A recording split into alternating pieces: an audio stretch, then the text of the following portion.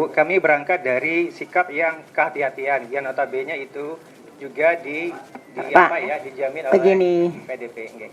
kemarin harus dihargai yang namanya perintah majelis, ya.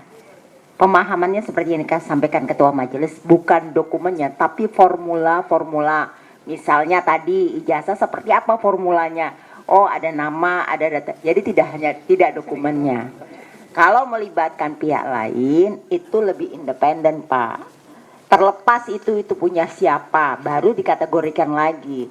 Jadi ketika perintah majelis, kalau Bapak kemarin tidak sepakat, Bapak bahasnya kemarin. Jadi supaya lebih cepat persidangan hari ini, kita melihat beranggapan pertama Bapak tidak menghargai perintah majelis. Ya kan? Kan tidak harus dokumennya. Kita dalam hal ini melihat dokumen itu tidak membedakan pemilik siapa. Ya kan? Jadi nggak usah berdiskusi dalam arti yang di sini saja Bapak memperlihatkan bahwa tidak independen, ya kan, untuk melihat suatu persoalan.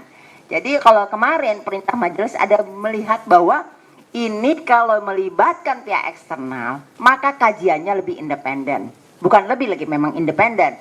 Tidak harus dokumennya, tapi formula. Kalau ada ijazah seperti ini, kalau KHS data apa saja, tanpa memperlihatkan. Itu. Masih. Apa boleh menanggapi atau? Izin Bu Ketua.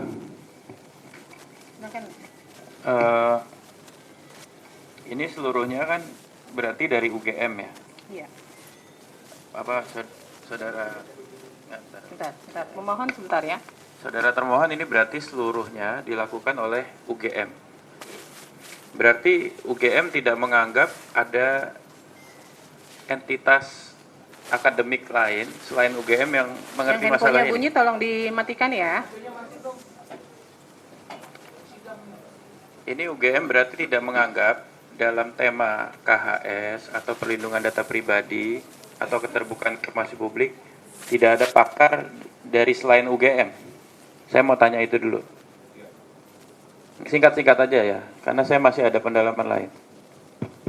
Baik, terima kasih anggota majelis. Pada prinsipnya kami tetap menganggap dan kami juga menganggap bahwa pakar dari Pakar, ada tidak kepakaran di luar UGM yang bisa memahami soal menurut UGM?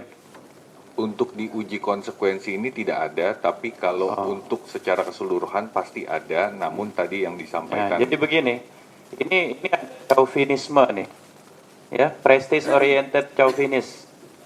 Jadi kebanggaan seakan-akan yang mengerti tema ini hanya orang-orang UGM. Andaikan teman-teman atau Bapak Ibu di UGM itu mau mempertahankan satu mazhab pemikiran saja, sebenarnya bisa kok.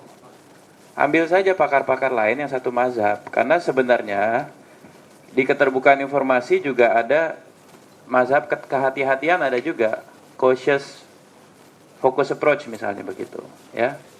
Kalau mau ambil kehati-hatian, katakanlah misalnya UGM mempertahankan ini sebagai suatu hal yang jadi apa? Data pribadi. Tadi Bapak bilang, Bapak orang Fakultas Hukum. Fakultas Hukum. Iya kan? Mazhab tuh bisa diambil penguatannya dari mana aja. Dan masyarakat tuh bertaburan kok pakar-pakar.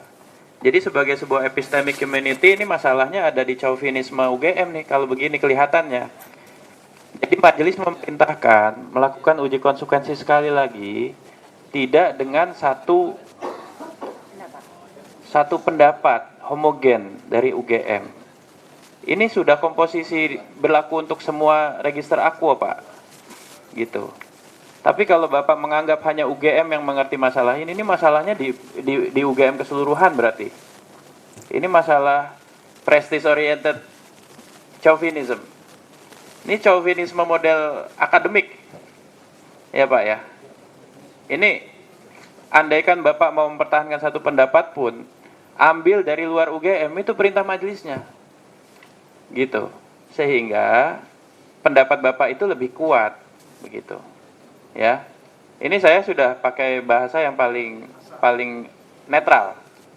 Ya. Bapak mau mempertahankan silakan, tapi komposisinya tidak boleh homogen gitu. Sehingga Bapak tidak dianggap sebagai satu kesatuan korsa. tapi sebagai satu kesatuan pandangan mazhab. Oke, Bapak anggap ini sebagai suatu hal yang harus dikecualikan, nggak apa-apa. Di luar pun banyak pakar-pakar yang bisa membenarkan itu, gitu loh. Gitu loh Pak, maksudnya. Dan tadi Ibu Ketua Majelis sudah sampaikan, jangan anggap ini sebagai satu case individu. Perlakuan Bapak terhadap semua pemilik dokumen tertentu, informasi tertentu di UGM begini, begitu loh. Dan itu didukung oleh perspektif apa? Ada tanggapan? Izin majelis menanggapi, kami tidak mempertahankan mazhab, tapi alasan kami tadi adalah kami mematuhi prinsip kehati-hatian kami. Iya, kehati-hatian itu adanya- tadi saya sebut salah Yes. satu mazhab. Cautious focus approach itu salah Iya. satu mazhab. Dan uji konsekuensi memang untuk mempertahankan mazhab. Salah Bapak kalau bilang Bapak nggak mempertahankan mazhab. Kan kebijakan rektorat harus ada. Bapak salah. Tapi dengan mempertahankan mazhab itu caranya nggak boleh begini. Ini homogen banget, nggak boleh. Ini chauvinis. Bapak menganggap tidak ada orang yang ngerti di luar UGM. Kami tidak beranggapan seperti Ya itu, nggak boleh. majelis. Kalau nggak ada anggapan itu buktikan. Uji konsekuensi berikutnya. Komposisinya nggak boleh cuma UGM. Baik, kami serahkan kembali kepada majelis komisi. Ya, majelis diserahkan. Tapi saudara tidak melaksanakan. Jadi saudara harus laksanakan. Ya, ini masalah ya.